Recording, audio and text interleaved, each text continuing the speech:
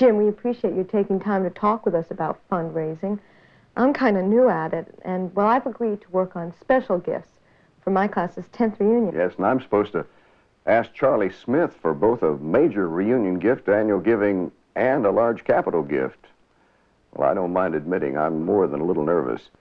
Among other things, Charlie's never really given more than $2,500 to Princeton. I don't know how I'm supposed to talk him into a capital gift 10 times that amount, which is what the solicitation plan calls for. Now, Jim, since you're Major Gifts Chairman for our region, and since we're sort of new at this, we sure would appreciate it if you could give us any advice. Well, I know exactly how you feel. I remember my first big solicitation. I was nervous, too, but I was anxious to jump right in and get started. Well, I jumped all right, and I made just about every mistake a solicitor can make. For one thing, I had my secretary call his office to set up an appointment. Well, now, that was a mistake, because he got on the line. Yes, I know all about why he's calling. Yes, I'll send him a check. But he asked to meet with you personally. No, a meeting's unnecessary.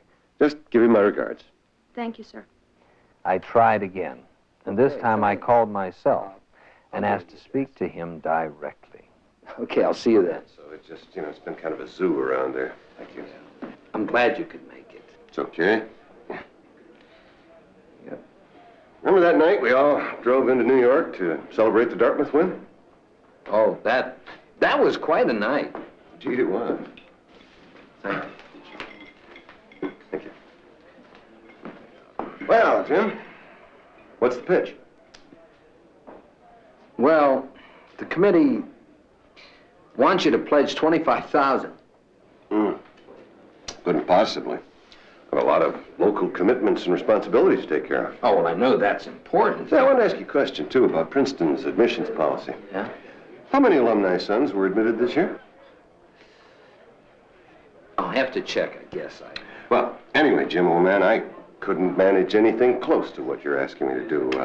Why don't we just settle for $1,000 and... In fact, give me that pledge card. I'll take care of that right now. Needless to say, I was crushed by the outcome of that meeting. But I learned my lesson. I realized that you need the same kind of careful thought and planning that goes into the preparation of an important business meeting. You have to work out your strategy in advance, get your facts and figures ready, take along a teammate, make certain that you know exactly what each of you is going to say, how much you're going to ask for, and for what purpose. Does the solicitation plan give you all that? Well, the plan does give you a lot of important information. But often, you know some things yourself about the prospect, his interests and his feelings about Princeton. Well, speaking of feelings, suppose he gives you a hard time about something. How do you deal with those kinds of questions? Well, you can anticipate most of those from what you know about the prospect and from talking with others. And then with the help of your staff contact, you can prepare your answers. But what if you get hit with something from out of the blue? Listen very carefully and see what's on his mind. And then just tell him you have to get all the facts on the issue, and that you'll get back to him as soon as possible. You make it sound so easy. Well, not exactly easy. But most Princetonians do want to help. Of course, there are always those people who, for one reason or another, are just not going to give. Or they won't give at the level that you had hoped for. But if you're fully prepared, this will give you the needed confidence and the credibility to be successful. For example, 2 weeks ago, after a series of meetings, I concluded a particularly satisfying solicitation. A local classmate who, like your assignment, had never given as generously as we had hoped he would.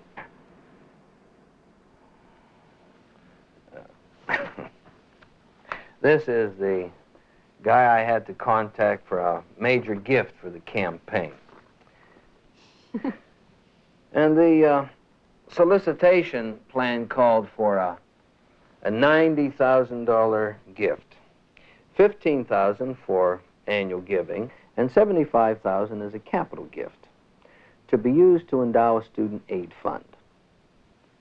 My staff contacted Princeton. It told me that Fred here was on a scholarship and that he had done very well in business over the years.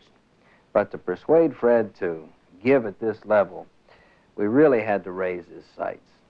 And of course, we may want to use a planned giving approach for some part of the gift. It's amazing how many fairly sophisticated people actually think only in terms of their checkbook when you ask for a gift. That's right. Of course, our job is to encourage a prospect to give to his maximum capacity, to really stretch. What happened to your classmate? Well, because I knew Fred had received student aid, and since I had in mind the possibility of Fred endowing a student aid fund in memory of his father, I contacted the staff and asked them to brief me on what would be required. Then I called Harry, our Class AG chairman for special gifts. I wanted Harry to set up a joint ask strategy so we could call on Fred together and discuss both the AG and the capital gift at the same time. Now, we made sure that we knew how we were going to launch our discussion and exactly where we were going to try to take it. When we were absolutely prepared, we called on Fred. We set up the first meeting in a quiet, private place with no interruptions. Things got off to a good start. We talked about the importance of the campaign and the importance to Princeton of providing financial aid to top-notch students who needed it. Well, Fred went along with all this until it came time to ask for a specific gift. Fred, you were on student aid. Remember how important it was to you? Just imagine trying to get through school now. Costs have gone up so much that all students on student aid have to take campus jobs and borrow money. Fred, we need help. Can we count on you to provide some student aid funds? Well, the idea has some appeal. Meantime, quite frankly, I'm not sure how I feel about some of the prevailing admission policies. My partner's a Princetonian, and his daughter applied. She should have gotten in. I wrote her a terrific reference. Well, those situations are always difficult, Fred.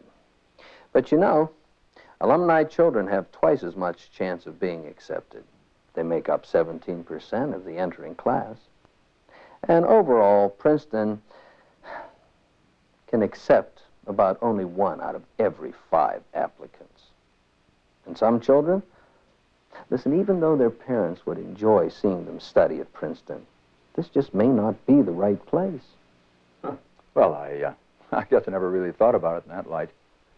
For that matter, she is really doing well where she ended up. And I suppose, in a way, it's reassuring that Princeton continues to attract so many candidates that we can be that selective. And it makes it all the more important to be able to supply financial aid to those accepted. Yeah, makes sense. You know, our suggestion is that you think in terms, Fred, of a $75,000 gift to support student aid, in addition to your annual giving contribution. What we had in mind for AG was a contribution of $10,000 to our class's 40th reunion annual giving drive, and a total of $5,000 in our class's 4 off-year AG campaigns. Now, that makes a total commitment of $90,000 to the campaign. Well, I'd like to help, but you've got to be kidding. I don't know how you guys arrived at the figure of $90,000, but I can assure you I simply do not have that kind of money. I'd like to help, but, well, I might be able to swing the annual giving part this year, and maybe a small capital gift. But the kind of dollars you're talking about, no way. Now, you guys couldn't have known about this, but I plan on taking early retirement at the end of this year. And I'm going to need all the income my capital brings in. But, Fred, wouldn't it be great if you could establish a student aid fund in memory of your father? It would indeed, but my checkbook just won't allow it. Believe me, Fred, I know exactly how you feel. I remember when I first started thinking about my gift. My checkbook wouldn't allow what I eventually wound up doing. When I realized that my gift could be spread over 5 years, and I also realized that this campaign depends upon gifts from assets. Once I realized that, I started to think what could really be done.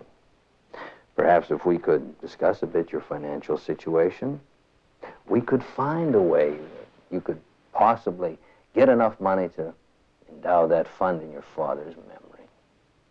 Another 15 minutes of conversation, and we discovered that Fred could do a lot more than he thought. I certainly hope you brought your pledge card with you. I did, but I kept it in my pocket where it belonged. As with most cases, it's better not to try to conclude in one meeting. When I got home that night, I wrote Fred, thanking him for the meeting and confirming what we had talked about and the date for the next meeting. Then I reported this all back to Princeton, and I talked further with the staff, asking them to tailor a proposal to meet Fred's particular circumstances. We sent Fred the proposal. And in the meantime, Fred had more time to think about it, talked it over with his family and the plan-giving staff. The plan called for a $40,000 gift to be paid over 5 years.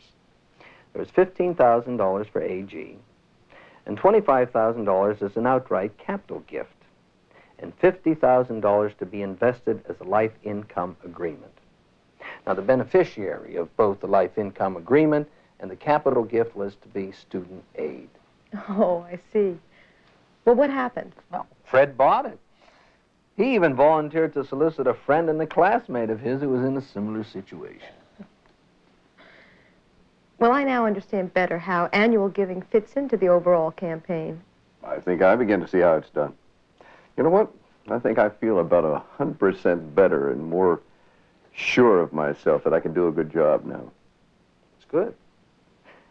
Just think how much more effective you'd be if next week at that meeting you told your prospect that you had made a commitment to the campaign 10 times larger than you had ever made before. Oh, I couldn't possibly make a gift of that size. I mean, after all, I'm...